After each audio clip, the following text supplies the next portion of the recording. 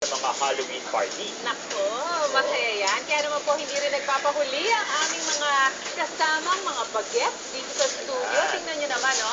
Nagpapa-face painting na sila ng mga Halloween characters. At cute na cute. O, tingnan nyo naman. Ako, Say hi, favorite ko kids! yan. Hello! Hi, hello!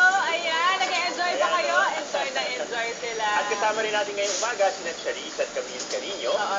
na punong abala sa Halloween party na ito. Naku, unang-una, kailan ba nagsimula itong negosyong ito ng pag-organize sa mga Halloween party ba in specific o iba-ibang mga party? Actually, iba-iba siya. We started 4 years ago with my twin sister in Davao. And then, at first, yung mga kids lang namin yung pinag-bake namin. And then after a few years, kasi marami nang umorders, so we started doing the dessert tables, and then balloons, and then event planning din. Okay, so yung kapag Halloween party, ano ba yung mga importanteng elemento niya? Nakikita ko parang medyo Halloween themed yung ating mga pagkain, Yes. mga drinks. Okay. It's important na mag-match yung colors ng mga food and then candies sa Alright. theme. Like example, this one, this is orange, and then we have the black and then the green. Those colors lang. Kasi pag may pink and yellow, hindi na Halloween. Ayun ang isa sa mga tips kapag nag-organize ng party. Kailangan merong malinaw na tema. Oo, correct. Oo, okay. Alin, ano bang meron dyan?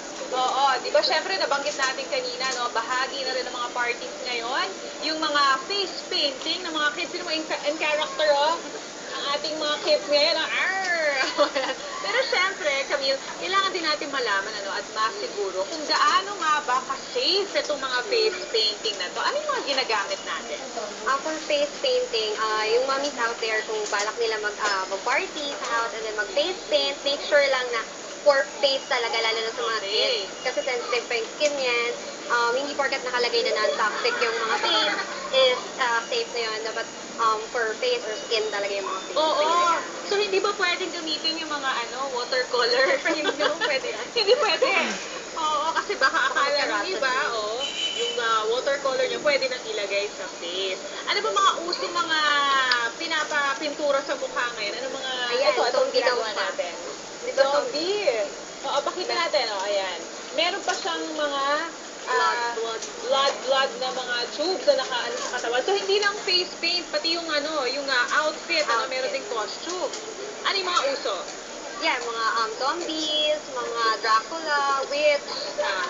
So, pagka nagpapaganyan na, paano namin malalaman na safe yung mga ginagamit?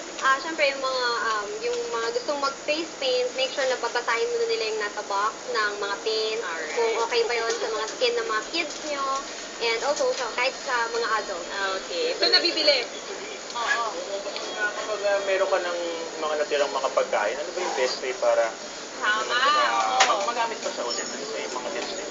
Of course, the first thing is lalagay natin sa container, sealed container. And then, syempre yung mga candies, yung mga cakes, mas safe siya kung ilagay natin sa ref, ibalik. Kung fondant naman, pwede natin siyang ilagay sa freezer, it will last up to weeks. Basta tama lang yung pagkalagay niya sa container. Magkano naman ang budget na pwedeng ilaan para sa isang naman, hindi naman sobrang bongga pero masayang Halloween party? For our Halloween dessert table and face paint, we started with a promo now for 5,000 lang. So makakapag-start ka na ng ganito and enjoy na yung mga kids. Oo. Camille, so recent nila kayo makukontak? Facebook, Yes. Instagram? Yes, Facebook, Instagram, Chocolate Bowl PH in Instagram, and then Chocolate Bowl in Facebook. Alright, maraming salamat, Charisse and Camille. Sisters, ayan. Magbabalik pa rin po ang Umagang Kay Ganda.